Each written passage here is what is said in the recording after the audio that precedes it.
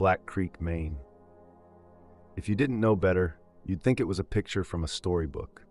Nestled deep within ancient whispering forests, it was a town built on timber and tradition.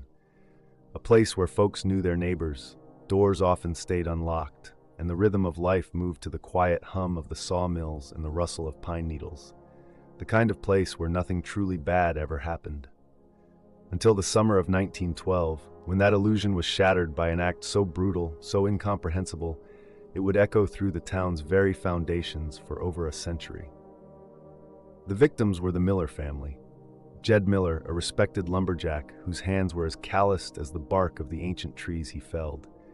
His kind, unassuming wife, Sarah, and their 6 children, ranging from 8-year-old Thomas, the eldest, down to the 2-year-old twins, Lily and Rose. They were the epitome of a wholesome American family, anchors of the Black Creek community. No enemies, no known troubles, which made what happened to them on the night of June 9th all the more terrifying. The following morning, a concerned neighbor, Martha Perkins, noticed the unsettling silence from the Miller house. No smoke from the chimney, no children's laughter spilling from the open windows. A knot of dread tightening in her stomach, she walked over. The front door was unlocked, a detail that would haunt her for years. Inside, the house was eerily still. A half-eaten plate of pancakes sat on the kitchen table, a testament to a morning abruptly interrupted. A laundry basket, meticulously folded, waited by the back door. Everything seemed normal, except for the profound, suffocating silence. Martha moved through the quiet rooms, her heart pounding. When she finally reached the bedrooms, the scene that unfolded before her eyes was something ripped straight from a nightmare. The entire family, all 8 of them, lay dead in their beds, bludgeoned by an axe. The sheer savagery of the attack defied belief. Blood stained the pristine white sheets, a grotesque canvas of violence. But amidst the horror, chilling details emerged, details that would confound investigators and haunt the town for decades. In each bedroom where a body lay, the mirrors were meticulously covered with bed sheets, as if the killer didn't want any reflection of their horrific act. Every clock in the house was stopped at precisely 1:17 a.m. And strangest of all, near the youngest victims, the twin girls, lay a small, carefully placed child's toy, a carved wooden doll, untouched by any blood, almost like a macabre offering. The axe itself, Jed Miller's own, was found wiped clean, leaning against a wall in the downstairs hallway, seemingly placed there with deliberate precision. The police arrived, a small local force quickly overwhelmed by the scale of the massacre. State detectives were called in, their faces grim as they processed the scene. There was no forced entry, no signs of struggle beyond the final, desperate moments of the victims. No fingerprints, no discernible motive. The killer had moved through the house like a ghost, leaving behind only death and an impenetrable wall of bewilderment. Black Creek, Maine, a town once defined by its peaceful charm, was now marked by unspeakable horror. The Miller family had been brutally taken, not by a robbery gone wrong or a clear act of vengeance. They were victims of an enigma, a malevolent force that had swept through their home in the dead of night, leaving behind a legacy of fear and a chilling question: who or what had brought such unspeakable darkness to Black Creek? The rising sun on June 10, 1912, did nothing to dispel the gloom hanging over Black Creek. The horrific discovery at the Miller home had ripped through the quiet town like a physical tremor. Sheriff Brody, a man who'd spent 20 years dealing with nothing more than petty theft and bar brawls, stared at the scene, his face a mask of disbelief and dawning horror. This wasn't just a crime, it was an act of unfathomable evil, a stain on the soul of their peaceful community. State detectives, led by the grim-faced Elias Thorne, arrived by midday, their professionalism a stark contrast to the dazed locals. But even their seasoned eyes widened at the meticulously brutal scene. The Miller family lay in their beds, all 8 of them. The sheer, savage force used was horrifying. Yet the house itself held an eerie, unsettling tranquility. There were no signs of a struggle beyond the bedrooms, no ransacked drawers, no footprints leading from the doors or windows. It was as if the killer had walked through a sleeping home, untouched by the chaos they wrought. More peculiar details emerged. On the kitchen table, a plate of half-eaten pancakes sat next to a nearly full glass of milk. In the living room, a meticulously folded basket of clean laundry waited by the fireplace. Every single window blind in the house, even on the second floor, was drawn shut. This wasn't the work of a panicked intruder. This was deliberate, planned, almost ritualistic. The axe itself, Jed Miller's own, was found leaning against the wall in the downstairs hallway, wiped completely clean of any blood or fibers. It looked almost casually placed, rather than discarded in haste. The sheer audacity, the cold precision of it sent a shiver down Detective Thorne's spine. Who was this person or thing that could commit such an atrocity and then calmly tidy up, leaving only specific, baffling clues? As news spread, the once close-knit Black Creek community began to fray. Doors that had remained unlocked for generations were now bolted, windows latched tight. Whispers filled the general store, the post office, the church. Every stranger was eyed with suspicion.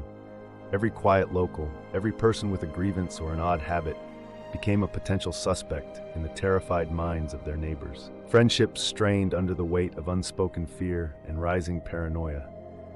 The fear was a tangible thing, a cold hand squeezing the town's collective heart. Sheriff Brody watched helplessly as his community turned inward, trust eroding with every passing hour. His officers combed the surrounding woods, dragged the nearby creek, but found nothing. No footprints leading away from the house and the soft earth surrounding it, no discarded clothing, no dropped weapons. The killer seemed to have materialized from thin air, committed the unspeakable, and then vanished back into nothingness. The vast, ancient forests around Black Creek, usually a source of comfort and livelihood, now loomed, dark and silent, as if holding a terrible secret. Black Creek wasn't just a town where a horrific crime had happened. It was a town suffocating under an eerie silence, a silence born of terror and a profound, baffling lack of answers. The Miller family were gone, but the presence that took them seemed to linger, a shadow that moved unseen through the frightened streets, leaving the entire community questioning. If the killer left no trace, what did that truly mean? As days bled into weeks, the initial shock in Black Creek began to solidify into a bone-deep dread.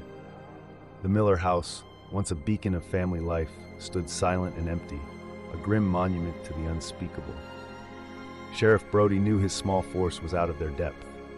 The case had grown cold almost as quickly as it had begun, chilling them all to the core.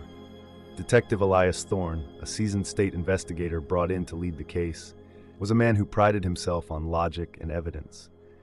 He'd seen plenty of gruesome scenes, but the absolute lack of discernible clues at the Miller house baffled him.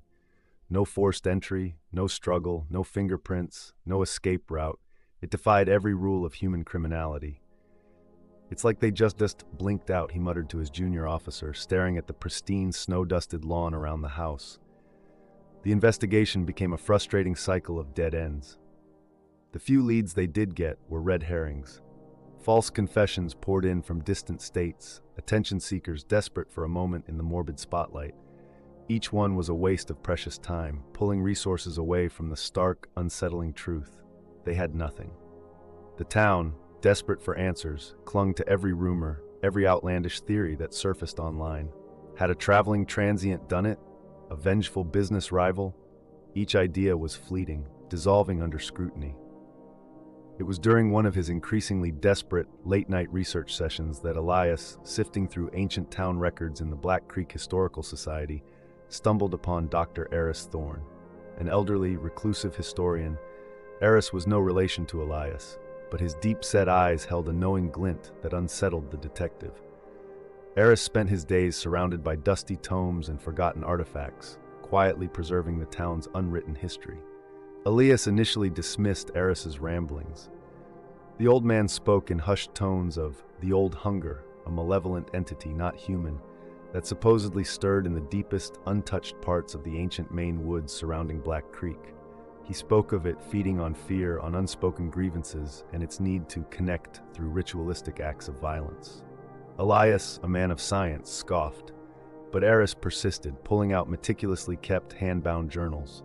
He flipped to brittle, yellowed pages, revealing faded sketches and cryptic notes. "The hunger manifests," Eris whispered, his voice raspy, "through unsuspecting vessels, or creates illusions of human agency. But its true motive is to open a door. to establish a connection with each ritualistic act of violence.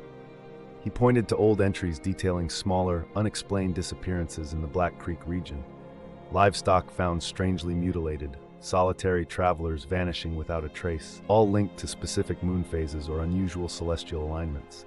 And each time, peculiar gifts or alterations were left at the scene.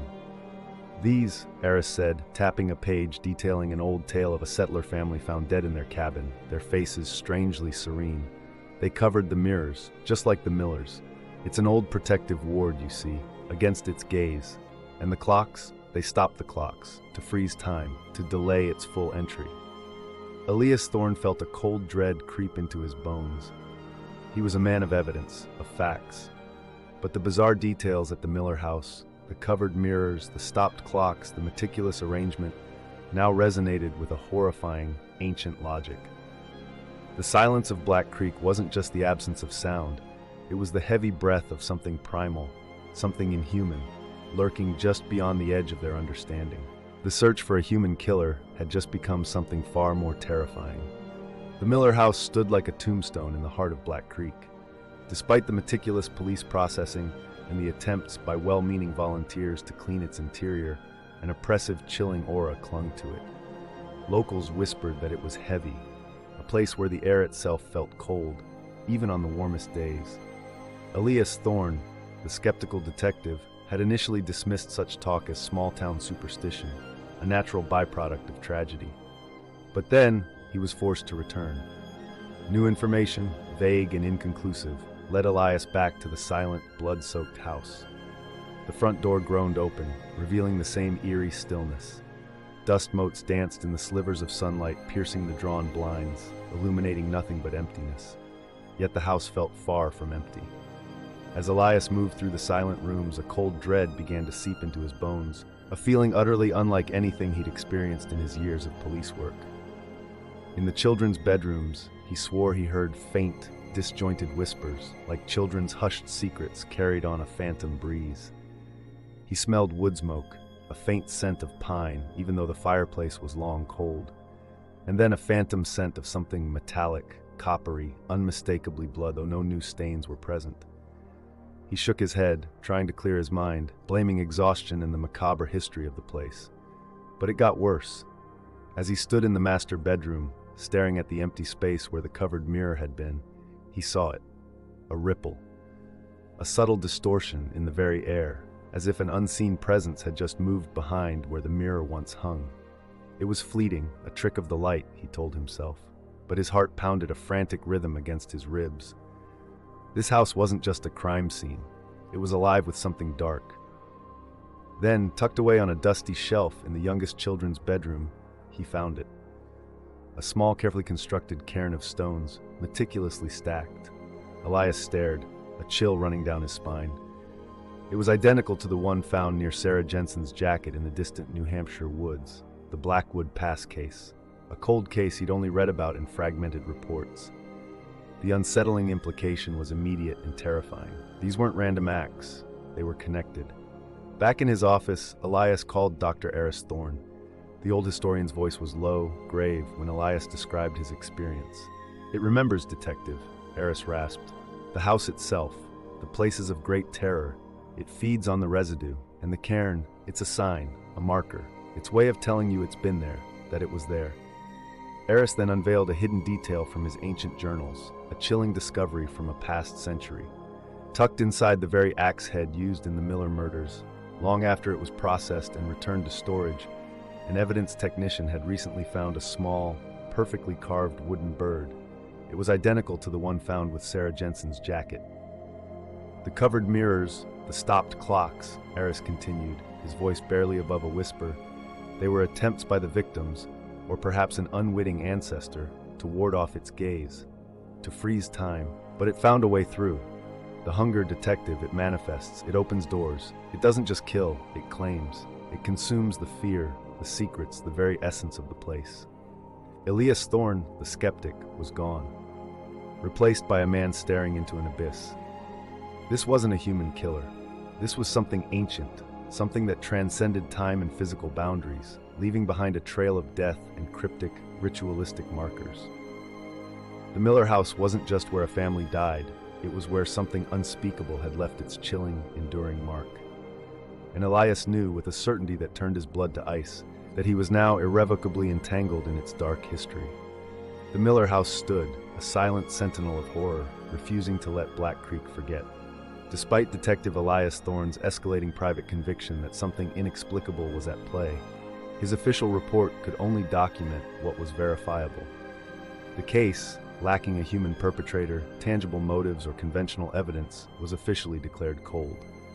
Elias, shaken to his core by the chilling personal encounter in the Miller home and the uncanny connections to other unsolved cases, left Black Creek, his skepticism shattered. Black Creek, Maine was never the same. The once vibrant community was permanently scarred. The quiet, trusting atmosphere evaporated, replaced by a pervasive anxiety. Homes, especially those near the Miller property, stood abandoned, their windows dark, their gardens overgrown.